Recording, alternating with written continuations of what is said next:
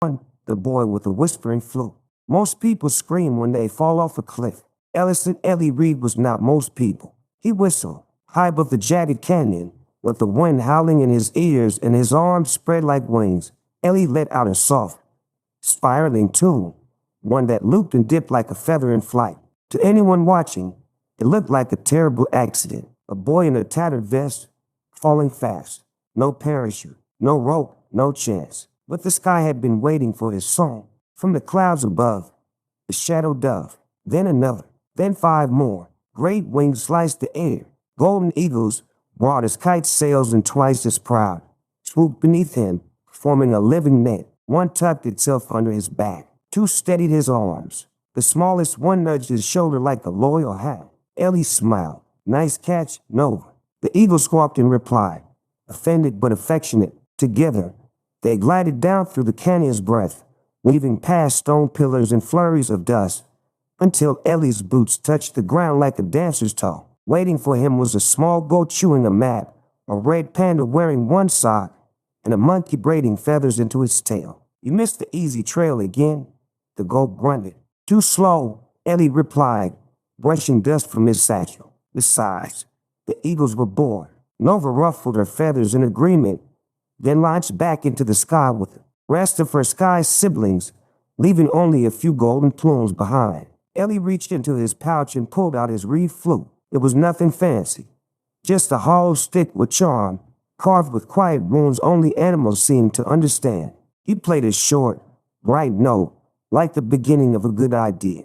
The goat stopped chewing the mat. The panda perked up. The monkey clapped. I hear them, Ellie said, tilting his head. There's trouble ahead. The animals looked at one another, then back at him. Poachers, Ellie said softly. 3 hills over, setting traps. He tucked the flute back into his belt, grabbed the now soggy map from the goat's mouth, and turned toward the rising hills beyond the canyon. His feet were bare, but sure. His eyes were soft, but steady. The wind picked up again, just enough to carry the faintest sound of his hum. Low, curious, unafraid, and somewhere in the trees ahead, a leopard stirred, not to stalk, to listen. By the time Ellie and his animal crew reached the 3rd hill, the air had changed. It wasn't just the scent, smoke, oil, and something sharp like fear, but the silence. The birds had stopped singing. The trees, usually full of whispers and creaks, stood tense. The forest was holding its breath. Ellie knelt, placing one ear against the earth. They've set snares near the riverbank, he whispered. They're looking for something big. The monkey hissed and pointed. From the brush below, they saw them, 3 men in canvas jackets,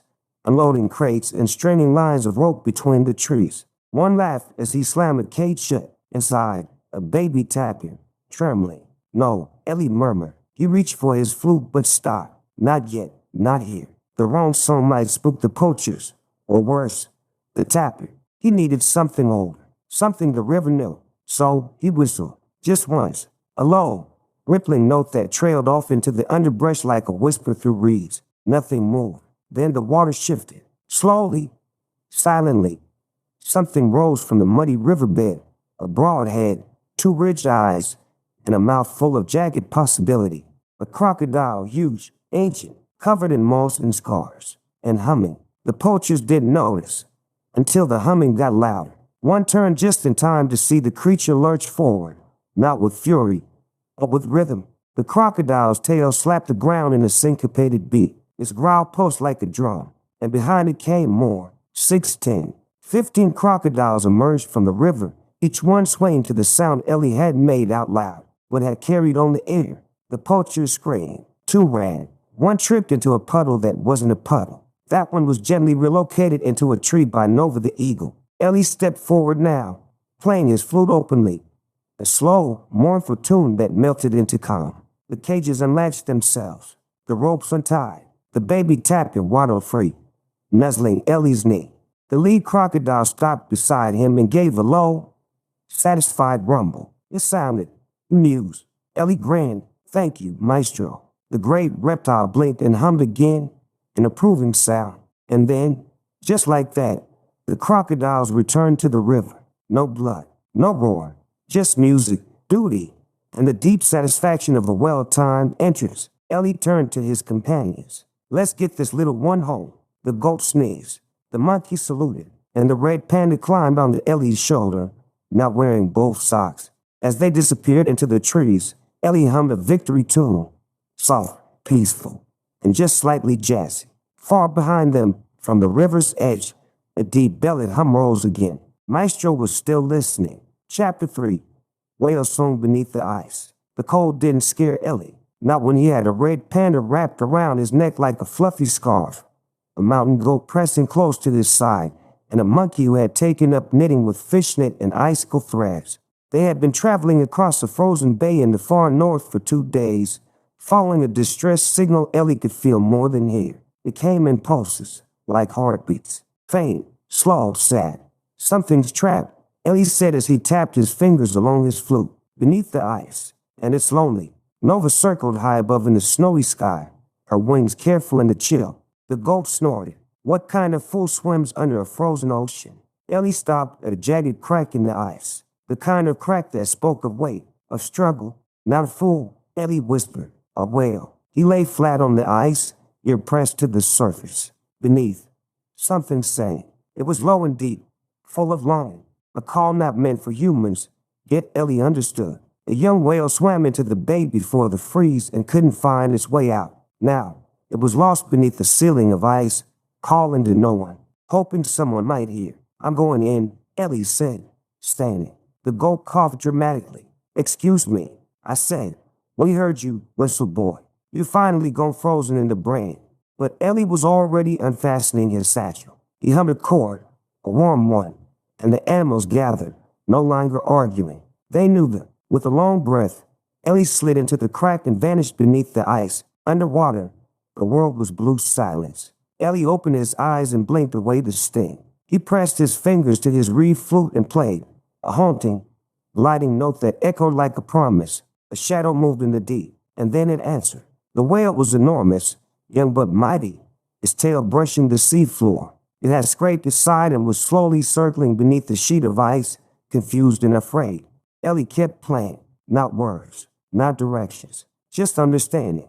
The whale turned toward him. Then, Ellie did something no one else in the world could have done. He reached out and placed his forehead gently against the whale's massive head and sang. No flute, no hum, just his voice, raw and simple. The whale blinked one ancient eye and then, like a mountain shifting, followed Ellie's tune.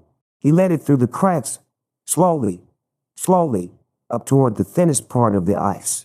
Above, the red panda and monkey were digging at the surface with claws and spoons. The goat was ramming it with his head. Nova was circling, talons poised. Then, crack, a burst of water exploded upward as the whale breached, sending ice flying and the red panda soaring. The young whale let out a cry of freedom, loud, glorious, and full of bass. Nova shrieked in reply. The monkey clapped. The goat muttered, still foolish, but brave. Later that night, curled in a cave of warm moss and packed snow, Ellie wrote in his journal, when the world grows quiet, that's when you listen hardest. Outside, the whale sang to the stars, low and long, and Ellie hummed back from the shoreline, already dreaming of the next place that needed him. Chapter 4. The tigers who danced in moonlight. At night, the jungle was a symphony. Cicadas clicked in rhythms. Tree frogs chirped in harmony. The leaves rustled in slow, sleepy percussion.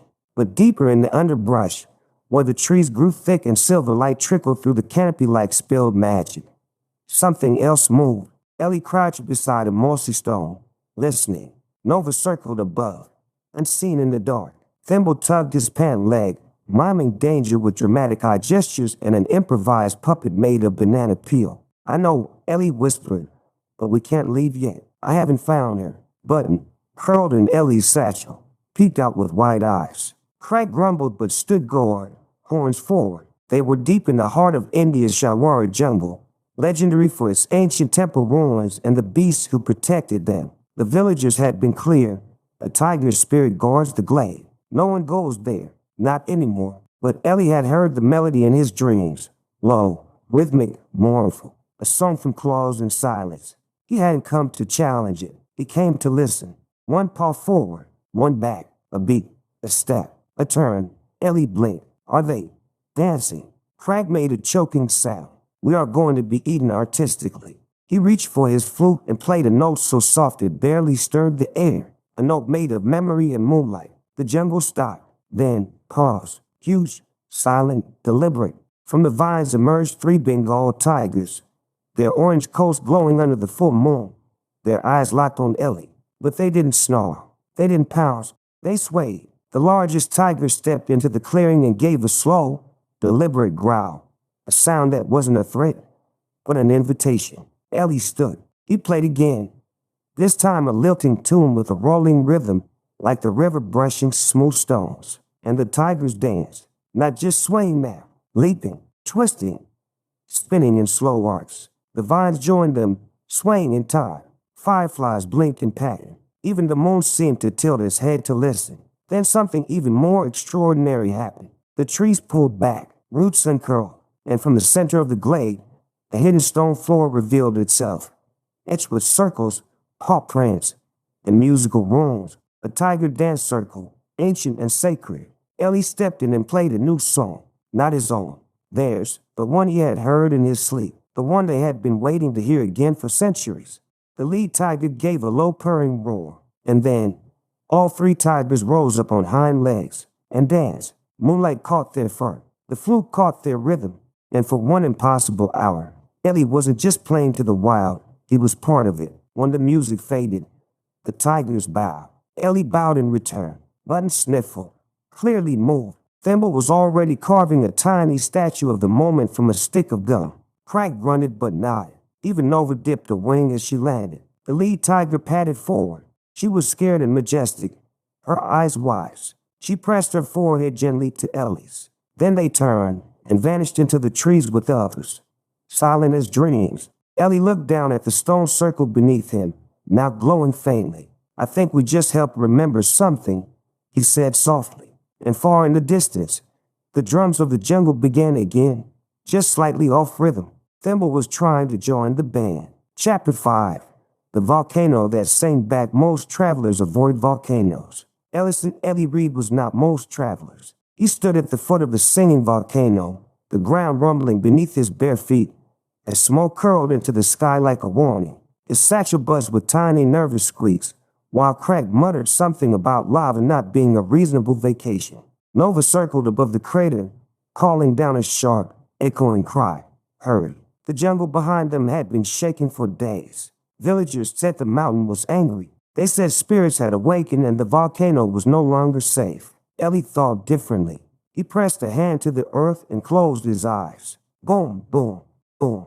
It wasn't rage. It was rhythm. It's singing, Ellie whispered, but no one's answering. The climb was steep and high. Thimble rolled on Ellie's shoulder, fanning himself dramatically with a banana leaf, while Craig carried the water. Button peeked out only to pout. About halfway up, the trees thinned and the ground glowed red from cracks beneath the stone. They reached the edge of the crater, a sense of self-preservation.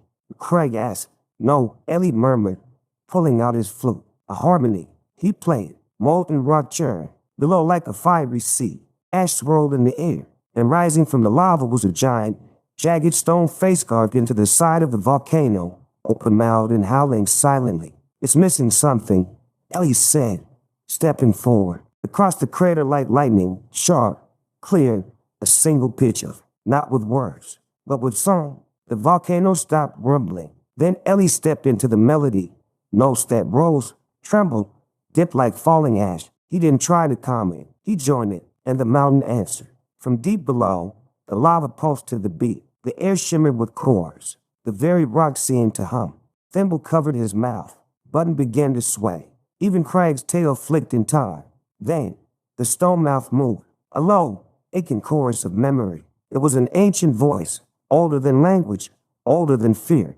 The voice of a mountain that had been alone too long. Ellie played louder, higher. He closed his eyes and poured in his heartbeat, this hope, this quiet belief that everything, even fire, wanted to be heard. The volcano erupted, not in destruction, but in color. Lava leapt in patterns. Sparks danced in spirals. Steam blown into glowing clouds of light, and from the smoke rose flowers made of flame, burning blossoms that hovered in the air like butterflies. Ellie lowered his flute. The volcano quieted, and the carved face of stone closed its eyes. That night, Ellie and his crew camped in the shadow of the mountain, wrapped in warmth, not just from fire, but from peace. He wrote in his journal, "Even fire listens when you don't try to silence it. Sometimes, the loudest voice just wants to sing with someone else." From deep inside the earth came a single, final note, warm, slow, and grateful. The mountain was no longer alone. Chapter 6.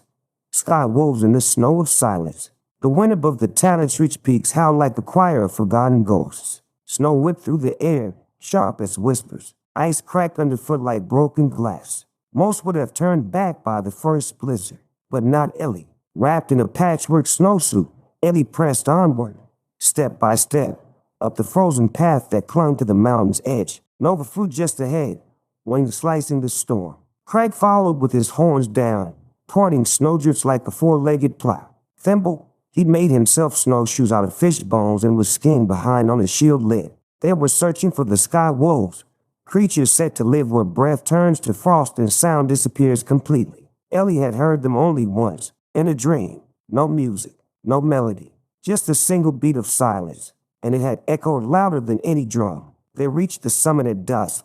Everything was still. No birds, no wind, even time felt hesitant. Thimble opened his mouth to complain.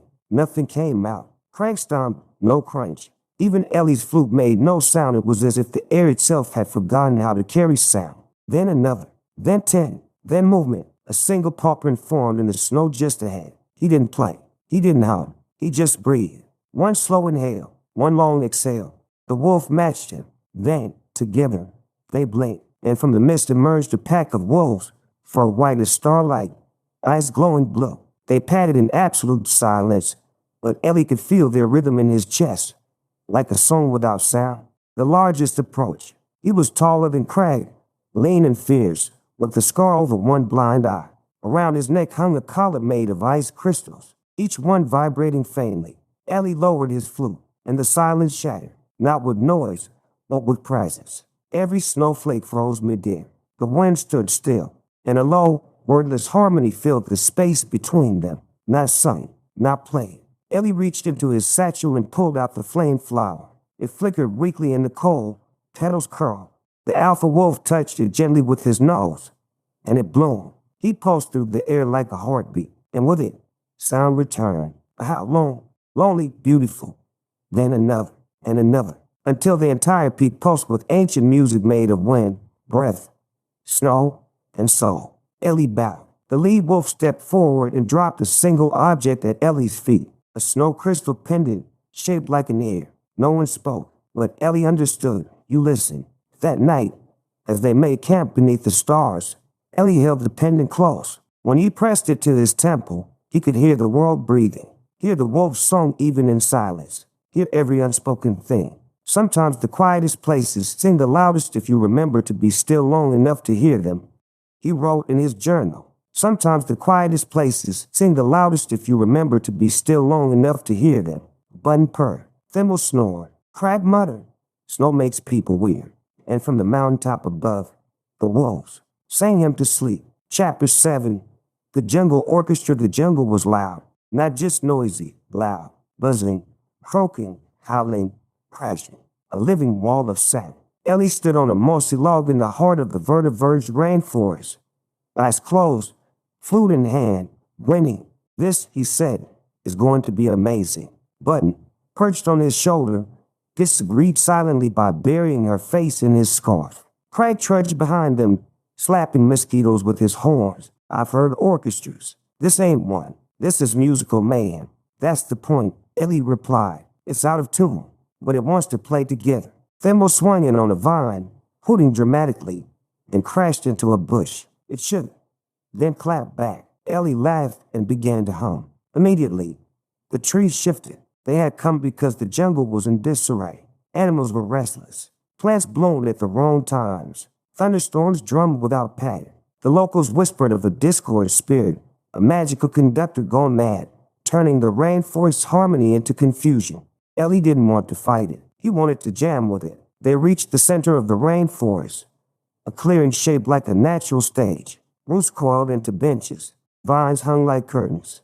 Glowing beetles lit the air like footlights. At the center stood a giant creature made of leaves, branches, and instruments, fools for fingers, drum-skinned belly, vine hair that strummed when the wind blew. The conductor of chaos. It spun to face Ellie with eyes like twin cymbals. You dare interrupt my solo. It boomed, every word echoing like thunderclaps. Ellie stepped forward and lifted his flute. Only if I can add a verse.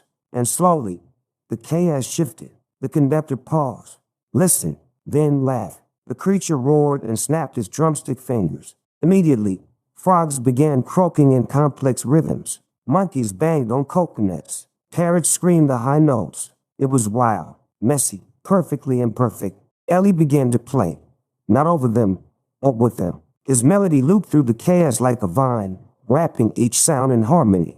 Crank stomped the bass line. Thimble beat his tail on a log. Button squeaked in key. Even Nova flapped her wings above, creating wind percussion. A low, booming, musical chuckle. You're not here to stop me, it said. You're here to conduct me. Ellie nodded. The conductor raised its arms, and together, they played the jungle into balance. By sunset, the rainforest was alive with music, not noise, but symphony. Birds matched monkey rhythm. Rain fell on beat. The trees swayed like dancers. The conductor handed Ellie a gift, a vine bracelet woven with seed notes, tiny beads that played back the jungle sounds when touched.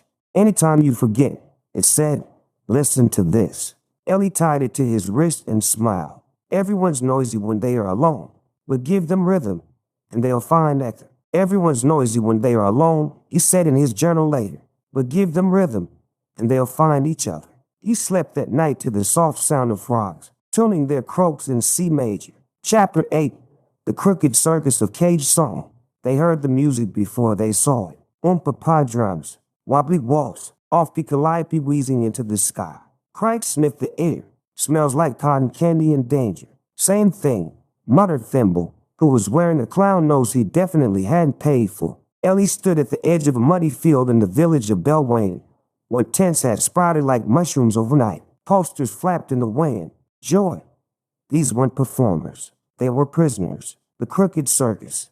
Oddities. Marvels. Magic you'd never heard. One night only, but something was wrong. The air was too still. The smiles too wide. The music too trapped. Inside the striped tent, lights flickered. Crowds gathered. Laughter echoed.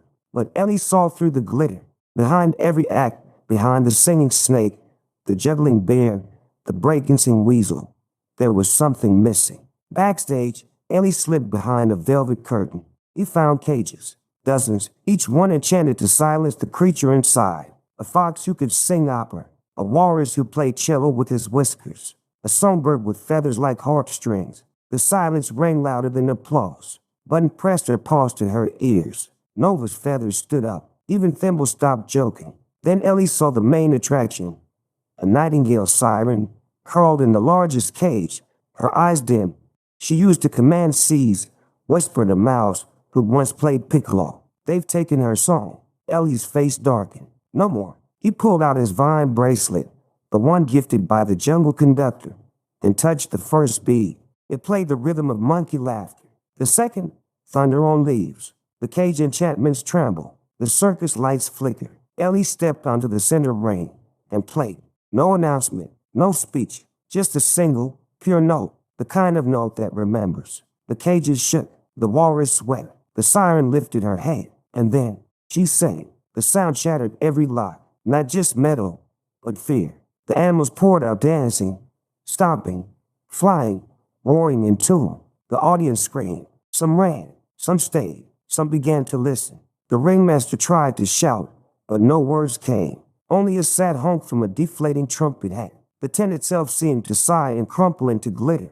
Ellie stood still, letting the music wash over him. The nightingale siren bowed. You didn't free us with force, she said. You freed us with what we lost.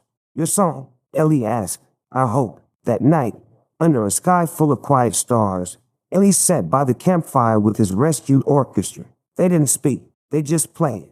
A chorus of weird, wild, wonderful things. And in his journal, Ellie wrote, sometimes the cruelest cages are locked with bars, or with silence. Then Button snuggled closer, and Thimble, finally, tooted the trumpet. Chapter 9. The Siren Shadow in the Drowned Town. The lake was too still, not calm, watching. Ellie stood at the shore of Mayaville, a village long swallowed by rising waters. All that remained were rooftops poking through the mist, broken chimneys like fingers grasping for breath. The villagers whispered about voices from the deep, songs that pulled boats under, music that mourned and mesmerized. It's not a monster, Ellie said softly, tracing the edge of his flute. It's a memory. Nova circled silently overhead. Thimble peeked from inside a diving helmet made of an old pumpkin. Crag grunted. Let's be clear. I don't float. Ellie smiled, strapped his satchel tight, and stepped onto the cracked dock. The water rippled, not from wind, but from vibration. She's still singing, he said. They took a small raft across the misty lake. The closer they got to the center, the colder it became. No birds, no frogs, just fog and the faintest note. Below it seemed to hum through Ellie's bones. Then they saw her. Hovering above the tallest submerged spire was a figure of shimmering water and shadow. A siren, wrapped in seaweed and sorrow, her mouth open but her song unheard. Ellie raised his flute. She turned, and the raft shattered. Ellie plunged into the icy water, pulled downward by a whirl of song. He didn't fight it. He played again. She wept, tears like raindrops, voice like thunder. She sang of love lost to floods, of laughter drowned in storms, of a town that forgot her name. Ellie opened his satchel underwater. Inside, the flame flower pulsed faintly, protected by a waterproof pouch of leaf flakes and gold spit. He pulled it free and held it high. It glowed, not hot, warm. He played a single, slow tune. The siren paused, forgets to feel. Then she faded into mist, not vanished, just resting. And for the first time in years, she changed key. The water calmed, the mist lifted, and beneath the surface, buildings returned, not whole, but visible. Murals, statues, the names of lost ones. The siren floated beside Ellie, no longer shadow but shimmer. You listen, she whispered. Ellie nodded. She gave him a gift, a water orb, a marble-sized sphere that holds a song made of sorrow. Use it, she said, wonder world. Ellie and his crew paddled back in silence. At the campfire that night, Ellie held the orb to his ear and heard, not pain, but peace. Even the deepest grief is a kind of song he wrote in his journal, and when someone listens, it becomes a lullaby. Bun curled up beside him, the orb glowing faintly between them. Nova watched from her perch, and the stars above flickered like strings being softly plucked. They had followed the music for weeks. Not a tune Ellie could play, not one anyone could. It wasn't a melody. It was more like an echo, a question, a call that had no words, but demanded an answer. Now they stood at the edge of the whisper-deep cavern, where the earth split into a jagged smile and disappeared into shadow. It wasn't on any map. Even Nova circled cautiously.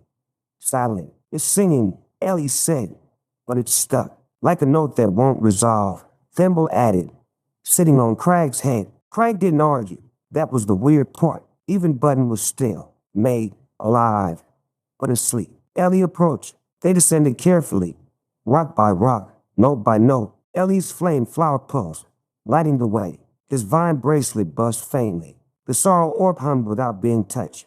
Every relic he carried remembered this place. At the bottom, Ellie found a chamber unlike anything he'd seen. The stone glowed blue. The walls pulsed with ancient symbols, wounds shaped like flutes, feathers, footprints, and at the center was a stone pedestal. Upon it sat an instrument, not a flute, not a drum, a strange, silver-stringed object that looked grown. He didn't pick it up. He just listened. The air was full of silence, but not the kind from the sky wolves. This silence hurt, the kind that comes from being forgotten. He placed the sorrow orb on the ground. The siren's lament filled the cave. He touched the flame flower, which bloomed with warmth. He played his flute, not a song, but a memory of the wolves, the circus, the volcano, the whale song, the tigers, the wild, and the kindness that had no name but came from everywhere. The cavern pulsed. The strings on the ancient instrument vibrated and played the final note. It wasn't loud. It was whole. A note that carried every sound Ellie had ever heard, every friend he'd made, every creature that sang with him. It echoed through the cave, through the mountain, through the world, and something changed. Later, no one could say what exactly had happened, but storms gentle, Wildfires ended with rain. Animals emerged from hiding. And music, real, unexplainable, true music, was heard in every corner of the earth for one whole night. Ellie sat at the mouth of the cave, quiet. It was never just my song. It was everyone's. In his lab, the ancient instrument had crumbled into petals. He caught one, placed it in his journal, and wrote, "It was never just my song. It was everyone's." Epilogue. The next verse, some say Ellie still wonders, that he sings to lions in deserts, that he teaches lost whales new lullabies, that he hums old forest songs to new seedlings. But those who really know, they say he's still listening, and the world is still singing back. Teaser, Book 2. Ellison Reed and the Midnight Menagerie, coming soon. When the stars begin blinking out one by one, Ellie is summoned to a place no map dares show. The Midnight Menagerie, the secret realm where constellations take the shape of animals, and someone is stealing them. With his trusted crew and the stargazer bat named Cosmo, Ellie must journey through sky doors, past the edge of time, and into a song no one remembers how to finish. Because this time, it's not just the wild that's going quiet, it's the sky.